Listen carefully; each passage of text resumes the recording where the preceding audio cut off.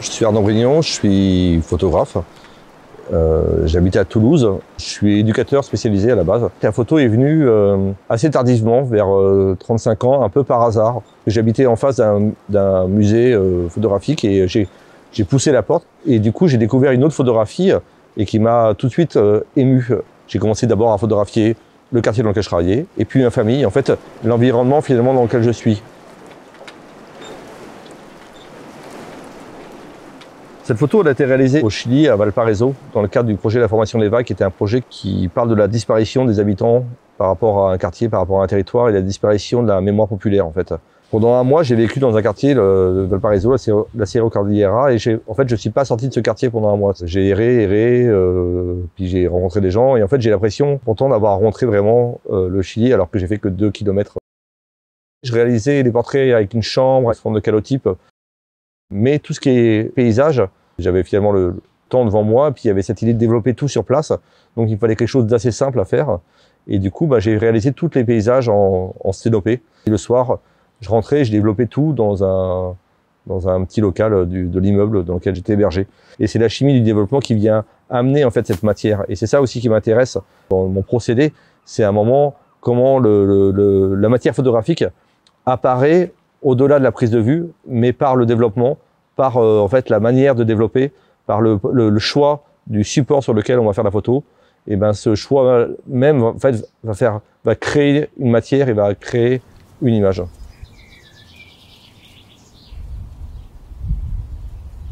Dans la série Joséphine, je photographie ma famille depuis la naissance de ma fille, qui est arrivée en même temps que je suis devenu photographe.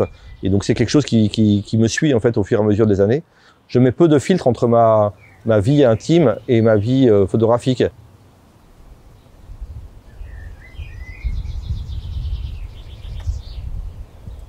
Cette série, c'est un voyage qui est un road trip symbolique au travers des 12 villes aux USA qui portent le nom des capitales européennes.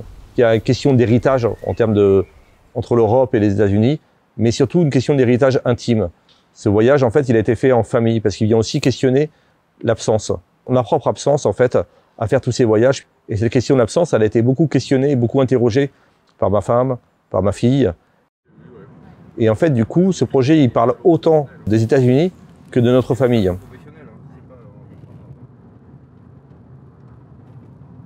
Je mène cette année une résidence dans le Cotentin, en Normandie, avec l'idée de partir d'un quartier qui s'appelle Chercos-Panel.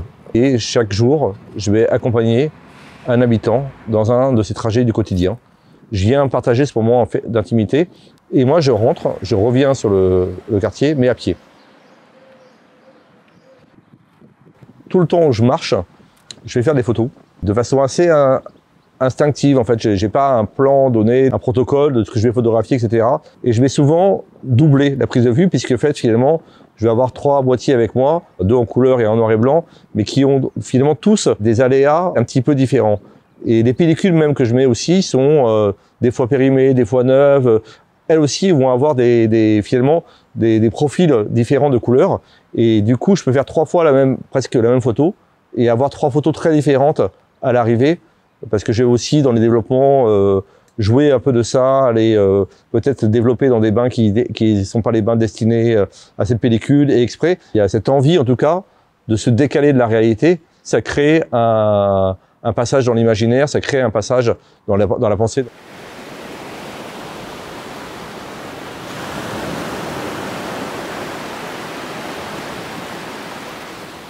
La photo, elle a été réalisée en 2021 dans une résidence que j'ai fait pour une structure qui s'appelle Zoni dans la Beauce. C'est une image un peu symbolique de ce rapport à la peinture, tellement on oublie la photographie, on ne sait plus si c'est un dessin, une peinture ou une photographie. Cette image, elle n'existe pas dans le réel. En fait, on a l'impression d'avoir un homme qui est sur un promontoire face à un fossé, mais en fait, il y a une superposition d'images, parce que j'étais en fin de pellicule. Il se trouve qu'il y a eu des superpositions d'images un peu dans tous les sens, d'où le trait un peu qu'on voit en bas qui marque en fait une séparation entre les images.